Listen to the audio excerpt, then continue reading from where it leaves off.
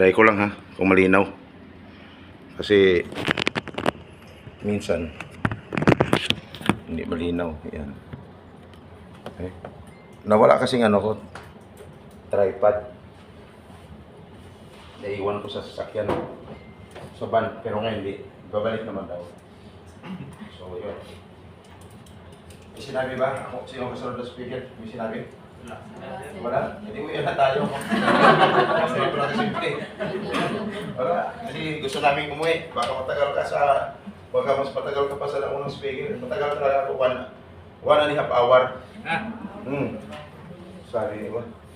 Wala pa nga kain. 1.5 hour na naman. Okay lang kayo dyan, sir. Okay lang kayo dyan. Naka-video. Hindi kayo makita. So, ang gagawin nyo, kasi remembrance ko to. Remembrance nyo rin. Pag hindi, parang malabo eh, hindi kayo makita dyan. Pumunta ka rin dito sa harapan, sabihin mo, ay. Simple lang ba? Okay. Di ba rin? Ako parang kasunod ng speaker. Hindi nabanggit ni Sir Pong, si Pong ba ang speaker? Kanina. Oh, okay. Is si Mr. Pong. Alam niyo ang pinili ni Mr. Pong? Hindi. Dapat kinuha niyo. Naniwala ko yung mga sinasabi niya.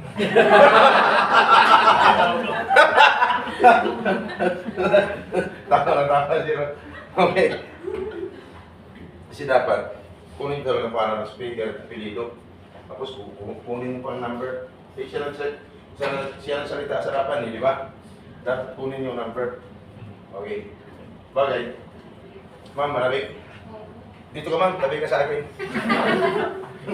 Dito, video. Lang katabi dyan ma'am. Para malapit-lapit ka sa akin. Magaling ka naman yata. Humalak ka. Tumatawa, di ba? Kasi, yan ang gusto ko yung magaling tumawa. Gusto ko malapit sa kamera. Bakit? Gusto ko viral ka. Okay. Nako, may nantok wala. Wala, sir. Wala. Buhay, sir. Ang daming speaker dito. Ang inaabot yung puro antok, tama. Gutom. Sa amin, pagdating sa park call, mas laro kayo gugutomin. Pero, mapupusog naman kayo paglabas dito. Ano? Mabusog ng ano? Hangin. Lahat ng malungkot, masaya pag-uwi. No? Kaya kung tataka si misis mo, pagdating mo maya mahal, kamusta ka na? Kanina parang sobrang problema o bigat ng problema ang dinadala mo. Hindi pa na sumasagot si mister. Nakangiti lang, ngiti lang ng ngiti. Hindi alam ni misis, nalipasa na pala ng ngiti. Okay, so, diyan lang muna tayo. Okay, pakilala mo na. May ballpen ba? May ballpen wala. Okay, may ballpen kayo sulat yung pangalan ko, pero pag tinaman kayo, hayaan nyo na. Okay, importante kasi yung mahalaga, no? Okay, pangalan ko, hindi pa kasi, no? Binanggit ko ang pangalan ko, hindi pa rin may sulat-sulat. Pati isang litra, ng pangalan ko, hindi naman may sulat. Sabi ko, ano kaya nangyari? Okay, ito na pangalan ko. By the way, Mrs. Sam Carpao sa tagapagsalita namin, Papinos, Manila Saturday. Nandito rin kami, ulit ang Mrs. Sam, nandito kami nalit sa labang ng mga services para sa inyo. Ang iba na tatanong, Mrs. Sam, ano ka ba ng mga services na yan? Ang lagi kong sagot, ganito, mamaya, inyo malalaman ang buong detalye sa aking pagbabalik. Nagupende. Hindi nagupendo. Mabilis ako magsalita? Mabilis ba? Mabilis? Ma'am, mabilis ba ako magsalita? Mabilis? Ano gusto mo, ma'am? Mabilisan o matagalan? Kaya gusto ko sa ibang diretsahang sagot, matagalan. Siyempre, pag matagalan talagang feel mo, ma'am. Tama? Feel mo kung ano ang nangyari sa'yo. Ramdam na ramdam mo. At paglabas mo dito, dahil feel mo kung ano natin atin ang pag-usapan ngayon, paglabas mo dito, mayroon kang natutunan. Tama, ma'am? Kapag may matutunan ka, talagang, pag marami ka nang natutunan, hindi mo na makakalimutan. Ano, ma'am? Kaya pag nag-exam ako ng 150 items, sigurado pasado ka. Kasi mamaya, mag-exam ako ng 150 items, ang passing score, 149. Kaya kung may natutunan kayo sa nilecture ni Sir Pong kanina, yan ang i-exam ko. No? Yan ang i-exam ko, hindi ko part yun ngayon. Pero siya nag-lecture nun. Pero pag nag-exam ako at pasado ka, walang problema. Ang problema lang, kung wala kang maisagot. Kasi bakit? Baka mamaya, daldal siya ng daldal dito, ikaw naman tango ng tango dyan. Pero iba naman ang nilaman ng inyong isipan. Tango ng tango. Di naman sa isipan mo, anong oras naman tayo kayo makawala dito. No? Kasi nagmamadaling umuwi. Okay? Di ba? Pagkabisado nyo naman ang sasabihin ko sa inyo mamaya, pag sinabi ko, pag tinanong ko, tuloy, hindi. Ang sagot mo lang sa akin, tuloy ang laban. Walang susuko. Walang nang exam. Sige nga, sample nga. Tuloy ang laban. Sige. Sabay-sabay. Tuloy ang laban. Walang susuko. Walang atrasan. Kape? Okay. Sabi iba parang marami. Pero huwag naging sumali sa dating. Ano? People's power.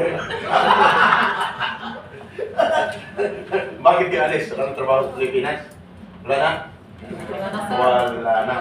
Kaya sabi ng mga OFW sa labas ng bansa, lumusong na kayo dito sa isa. Magalit na kayo yan. Mag-iisa na lang kami. Grabe ito. Aalis na ng Pilipinas para aalis na ng Pilipinas pagdating sa labas ng bansa. Sige, mag-isabay na kayo dyan sa rally. Huwag naman, no? Kaya may posibilidad kaya na mag-people's power. Makaalis na lang. Umalis na. Sabi ni Ma'am, mayroon. Marasang tanong ko may posibilidad na kaya na mag-people's power. Sagot ang iba, ngayon. Kasi ang dami ng rally ngayon. Luzon, Visayas at Mindanao. Mukhang isang, dalawa, tatlo na lang magbigay ng musika. No, ang hirap, no? Pero, huwag kayong huwag kayong magpa-apekto. Huwag na lang kayong sumali. Kasi naman namin sa labas sumasa. Huwag kayo na sumali. Kinakabahan ng iba. No, hindi kulbaan na. Ang ibig sabihin, hindi kulbaan. No alerto na ang bawat isa. Totoo ba yun? Hindi. Kinakabahan. Huwag kayong mag-alala. Huwag na kayong sumali sa mga gulong politika lang naman kayo. No, sa totoo lang, i-analyze nyo. Mga taong bayan, nagkagulo ba? Wala naman Nakisabay lang sa isyo. Pero sila lang naman kasi malapit ng eleksyon. Tama? Kaya, normal lang. Kahit na kayong sirahan. Kung ito may gitara, mag-gitara. Okay! Yan, pangalan ko sa Carvajosa. Yan.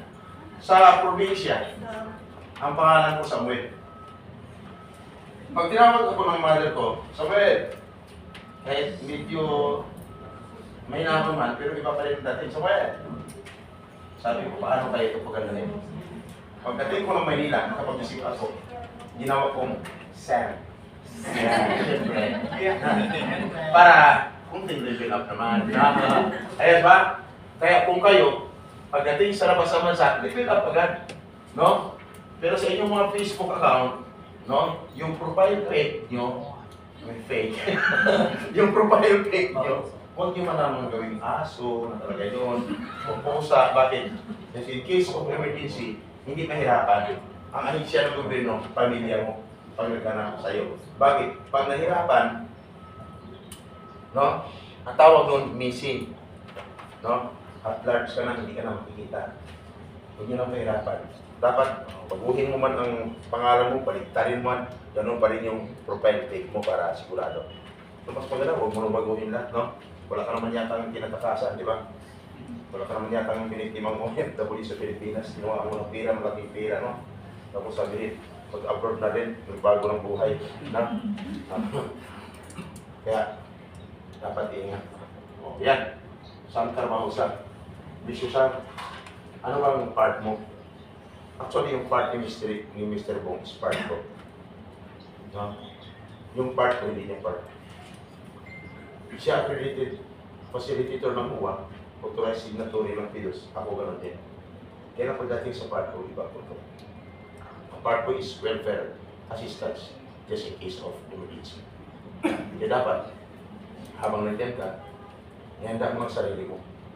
Kasi kung kanina, 100% ang excitement mo sa napag-usapan niyo doon kay Mr. Bong, pagdating sa part ko, kasi more on encouragement. Pagdating sa part ko, more on discouragement. Akala mo okay ka na.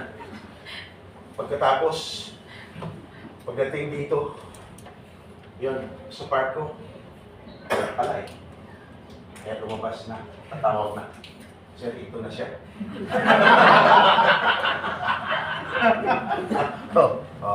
At least nakapagpagkilala na ko ha.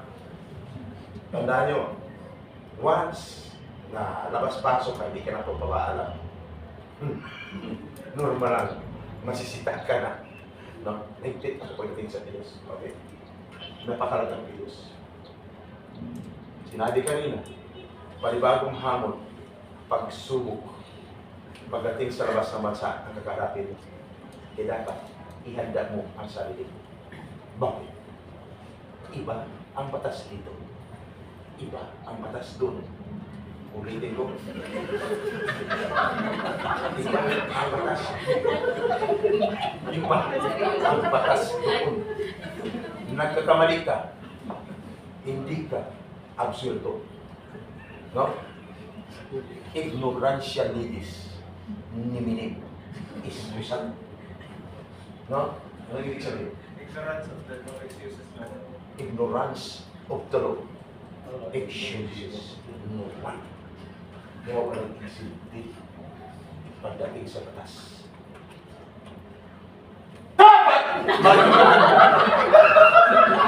Okay? Nag-isip. Hindi madali. Tama? Ito rin. Kampator ni Kuya Tatay. May alam to eh.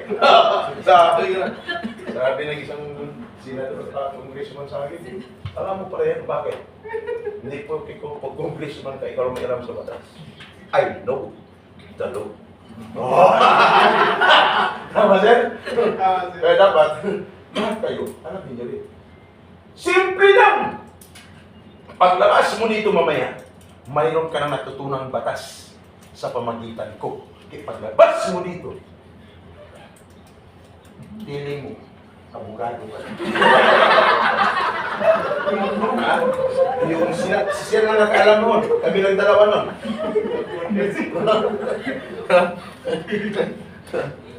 Ignorancia legis ni minig iskusan.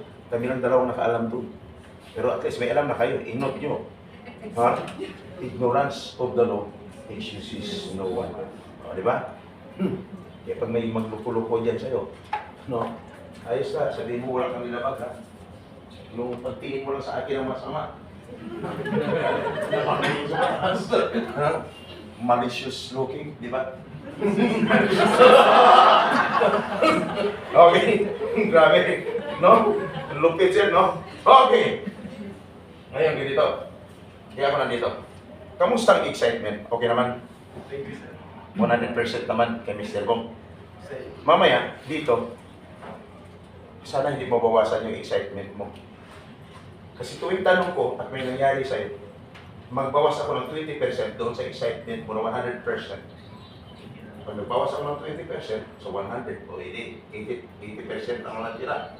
Tama? Kaya dapat concentrate. Kaya magtatanong lang. Sino ang mga X abroad? Taas yung mga kamay. X abroad. 15. Sino ang first timer? Taas yung kamay. 16. Ang bilis namin magbilang. Siya tayo ng bilis namin magbilang. Basta may alam sa batas. Okay. Sabi ni Pa, parang hindi siya nagbilang. Actually, hindi naman talaga ako nagbilang. Kasi pag magbilang pa ako, sayang yung ilang segundo. No? Pag nagbilang ako. Kasi dati-dati, di balik, patagalan. No? Nung bago yung lockdown. No? Kasi maganda naman ang sahod ko noon. Ngayon, after mag-lockdown, wala naman akong sahod. Eh bakit kailangan ko papahirapan ang sarili ko? Kahit sa pagbibilang. Di ba? Mabilisan. Okay. 15 plus 16. Ilan ang tao? 31. Yung hindi tumaas ang kamay, pang 17. Ilan? 31 plus 17. Ilan? 40? 48 tao. Yan ang ibig sabihin. Okay! Ngayon, Mr. Sean, bakit ka nagtatanong? Gusto ko lang malaman. Example, isang tanong ulit. Yung totoong buhay o FW pagdating sa labas ng bansa, masarap po ba? Masagot niyo sa akin, either masarap o hindi lang. Isigaw niyo, iparinig niyo sa mga first timer. Example, masarap buhay o FW hindi? Hindi. First timer. Ano niyo? Sabi mo example, hindi. Hindi. Anong pumasok sa isipan niyo? Sabi niyo ba? Kung ano? Bakit? Sabi niyo, isa ka dyan. Mukhang delikado tayo. Minsan may sinisi ko talaga katabi. Tuloy ka ba ba? Ngayon, sir. O konti lang ang example. Nagtanong ako kung masarap buhay OFW, hindi. Ang sagot, hindi. Magtatanong lang. Tuloy, hindi. Tuloy ang laban. Walang suso. Walang atrasan. Dapat gano'n lagi ang tanong. No? Oo, yan. Yan. Okay. Ngayon, isang tanong pa. Sino yung isa abroad na umabot ang 20 years sa labas ng bansa? 20 years. 15 years. 15? Wala. Walang 15 years. 10 years. Meron? 8 years. Meron? 8 years naman. Wow. Kamusta ma'am? Nakapag-ipon naman. Naubos na sa negosyo. Talaga? Opo. Ang negosyo na kaubos ng pila. Opo. Anong klase negosyo? Dapat pag negosyo ka. Lalago, ha? Coffee shop. Coffee shop. Saan banda yun? Sa Quezon po. Talaga? Pero taga dito po ako sa Manila. Ah, talaga? Malapit ka na dito. Opo. Taga po. May number ko. Sige, mag-coffee kami dito. Diba? Dapat ganun. Mamaya, ma'am. Coffee na po. Okay. Nung umalis ka, ma'am, saan ka nagpidos? Hindi po ako nagpidos. Ay, di ka nagpidos? Opo. First time ako nagpidos. Nakailang taon ka nun? Walang taon. Ano po kasi nag-tourist visa ako. Pag Ah, ako ng ate ko. Ibig sabihin, illegal pa kayo. Ano siya? Buti lang, hindi ka, wala kang naging problema, ma'am. Wala po. Kasi kung nagka-problema ka, pwedeng sabihin sa'yo, Ay, eh, 2011. umalis ka eh. Hindi na naman sa legal na proseso. Di ba? Tawag sa'yo undocumented. Kaya lang, style ng iba, pagdating doon, nagiging ano sila, nagiging illegal. Di ba? Buti ma'am nakaway ka anak ng Pilipinas. Ngayon legal ka na. Hindi ka nagpidos doon. Sinong ex-abroad pa ang nagpidos dati? Ma'am, okay. Sir, saan pinagpidosan niyo ba? Nakita niyo ako doon? Ma'am, nakita niyo ma'am hindi? Okay, tama. Kasi wala naman talaga ako. Tama? Tama si Kaya hindi. Okay! Pero importante, malaga tayo pinagkikita tayo. Marami kang matutunan sa atin. Tayo, ay di ba? Ang hirap pagdating sa part ko. No? Pilitin mo mang magseryoso dito. Wala may gawa kung tumawa ng tumawa, no? Kasi ganoon dapat ang speaker, magaling tumimpla. Magaling magtimpla ng kape. Ikaw ma'am, magaling na ba? Magaling mo magtimpla ng kape? Okay, siyempre. Ma'am, tikman natin. Imbitahan mo kami doon, ma'am. Kasi po, Sir Pong magaling yung timplang ng kape. Sabi niya kanina eh. oh, magaling din yun. Tingnan mo.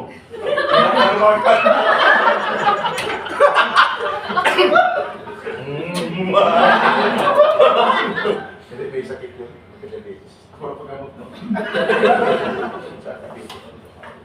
Wala pa yung ano, wala pang mga gamot. Inumpisahan ko na, sabi ko. Sabi niya, iba-iba na itong usapan. Hindi ako nawala sa usapan. Concentrate lang. Huwag sa cellphone. Okay? Ngayon. Hinihingal ba kayo? Okay. Ngayon, sunod na katanungan. Sino nakapag-sign na ng kontrata? Taas yung mga kamay. Taas. Nakapag-sign na. Ayan. 7. Sino pang hindi nakapag-sign ng kontrata? Taas yung mga kamay. 8. Yung hindi tumaas ang kamay, ang tanong ko, ano kayo? Sabi ni Ivan sa timing lang, pakialam. Sabi na, walang lusot. Okay! Ngayon ganito, Mr. Sam, bakit ka nagtatanong? Kasi gusto ko lang malaman mo. Kaya ako nagtatanong. Dahil alam ko na rin, gusto ko lang ipaalam sa inyo na ayon sa batas, dapat ang isang OFW bago mag-pidos, dapat siya ay nakapag-sign na ng kontrata. Yan ang gusto kong malaman nyo. Ha? Dapat ikaw ay nakapag-sign na ng kontrata bago mag-pidos. Kasi yan ang nasa batas. Kaya kung nangyari sa'yo ngayon, no? May ibig sabihin, bawas na ng 20% ang excitement mo. Ang natira, 80% na lamang. Parang pabiro, no? Parang biro lamang. Dumating ka sa dito. Hindi tuloy-tuloy kayo maniwala. Mapatayo ka talaga maniwala ka sa akin. Tuloy ko yung pag-awit dito. Maniwala ka sa akin. Okay. Dapat nakapag-sign ka na ng kontrata. So, ang natira, ginawasan mo ng 20%. Sabi ng iba, meron pa kaya? Meron pa, ang naubusan talaga. Dapat, after mag-sign ng kontrata, mag-pidos din. After mag-pidos, dapat sisiguraduhin mo ka. Kasi nasa batas, 60 to 90 days prior, mula nag-apply at nabisahan. Ibig sabihin, 2 buwan hanggang 3 buwan, walang nabisahan, dapat ikaw ay nakaalis na ng Pilipinas. Dapat wala ka na ngayon sa iyong inuupuan. Sabi ni ko, patay tayo. Patay tayo. No? Hirap, no? Isa bro, ngayon mo lang narinig. Kasi wala, ako dati doon. Ngayon mo na nalaman. Kaya pag may mga nagka-problema noon, hindi mo magawa yung pag-share-share, pagtulong-tulong, kapwa natin Pilipino. Kasi wala naman talagang alam ang gusto mo lang, labas-pasok lang ng bansa. Pero kung may problema, sabihin mo sa kanya, yan. Abroad kasi. Wala namang halan. Diba? Hirap kaya no? Yung wala kang alam, mabuti si may alam na to eh. Kaya grupo kayo, parang may mga alam kayo. Parang kababagat nyo lang naman. Sombrero. Okay! So, bawas ulit tayo ng 20%. Ang natira is 60%. At dapat, kailangan bakit makaalis sa tamang panahon? Kasi, hindi ka na nakapag-pidos, hindi ka na nakapag-sign ng kontrata, ang iba nakapagbayad na ng placement fee. No? Eh kahit sa loob ng cellphone, walang ligtas yan. Online, walang ligtas yan. Nakapagbayad na ng placement fee, ang iba. Ang tanong, pag nagbayad ng placement fee, ang salary, 20,000, magkano ang magiging placement fee? Dapat, equivalent of 1 month salary. Sabi ng iba, ha? 1 month salary? Ba't sa akin, sobrang laki? May ibig sabihin, marami kang pira. Nangyari sa'yo, another 20%. Mababawas doon sa excitement mo. Kaya dapat, ingat. Ang natira, 40%. Pag nagbayad, saan lugar? Sa Jollibee? Sa Chowking, sa McDo, sa Max Mall, hotel o restaurant, wala sa magit kung lugar. Saan? Sumigaw ang isa dito kapon, sir. Sabi ko, saan, sir? Sir, sa Gitas. Sabi ko, patay kang bata ka. Wala sa nabanggit kung lugar. Dapat sa loob ng agency. Sabi ni Patay Red yan, ha? Agency. Bakit kami sa loob ng Jollibee? Sabi naman ng isa, okay lang yun kasi pinag-iinda naman tayo. Hindi niya pina yun. Pina mo yun. Bilang mo yun. Tuwang-tuwang ka. Ngat-ngat ka ng binti ng manok doon. Pinaghirap. Ano pala yun? Hindi isa nag-recruit sa'yo. Sabi ng iba diyan minsan, ano? Parang ganun ang nangyari sa akin. Oh, kung nangyari sa'yo, another 20%. Kapag-kapano? Kapag-kapano? Grabe. Another 20%. Ang natira is 20% na lang sa excitement. Ingat guys. Sabihin niyo sa pamilya mo, shout out sa ating mahal sa buhay. Ito na, nangyari. Huwag naman sana nangyari yung sa naging dalawang teachers, kinuha ng 250,000 bawat isa. Wow! 250,000 na kinuha. Huwag naman sana mangyari. Katulad ng 20 na Batangas, 168,000, 270,000 bawat isa. Isang taon na hindi nakaalis.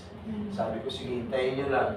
Pagdating ng December, wala pa rin. Kaya, nakapag-schedule na sa akin next week, Martes. Kawawa, no? Yung mangutang ka, tuwang-tuwa ka. O sige, sabihin mo, samahan mo sa buhay. Sabi mo lang to, paano, magtira tayo ng kunti, may matikman na naman tayo. Tapos binayan mo doon sa mga manloloko, no? Kaya maraming mga OFWs na nabagsak ng pangalan. Kasi hindi inaalam. Basta-basta lang naniniwala sa nakausap doon. Wow, alam mo, bagay talaga sa yung trabaho na to. Provide mo lang passport, nahirapan ka ako ng bala. No? Tapos, hanggang sa mautangan mo, siyang bahala. Yung pala kasabwat. Ingat, no? Kawawa. Ayaw ko mangyari sa inyo. Na dapat ingat. Dapat, pag nagbayad ka sa loob ng vacancy. No? At dapat, anong meron? Pag nagbayad, dapat may paupo na resibo. Sabi ng iba, resibo. Resibo lang talaga. Sa Jollibee. Resibo na. Hanap ka na lang sa Jollibee. Hanapan mo yung binilitan niya sa Jollibee. No? Tuwing punta ng Maynila, resibo. Hindi i-allow yun ng batas. Ingat. Kaya kung nangyari sa'yo,